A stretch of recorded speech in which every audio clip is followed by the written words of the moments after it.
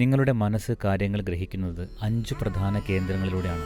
ഈ 5 കേന്ദ്രങ്ങളാണ് ഉറക്കത്തിൻ്റെ കേന്ദ്രം, ഓർമ്മകളുടെ കേന്ദ്രം, ഭാവനയുടെ കേന്ദ്രം, ശരിയായ ധാരണയുടെ കേന്ദ്രം, കാമത്തിൻ്റെ കേന്ദ്രം. ഒട്ടുമിക്ക ആളുകൾക്കും അവരുടെ ആശയക്കുഴപ്പങ്ങൾക്കും പ്രശ്നങ്ങൾക്കും ജീവിതത്തിൽ ഗ്രഹണശേഷിയില്ലാത്തതിനും അടിസ്ഥാനപരമായ കാരണം ഈ 5 കേന്ദ്രങ്ങൾ വ്യക്തമായി വേർതിരിക്കപ്പെടാത്തതാണ്. അവർ ഉണർന്നിരിക്കുമ്പോൾ അവർ കുറച്ചുറക്കത്തിലാണ്. അവർക്ക് എന്തെങ്കിലും സങ്കല്പിക്കണമെങ്കിൽ അവരുടെ ഓർമ്മകൾ അവരെ ശല്യം ചെയ്യും.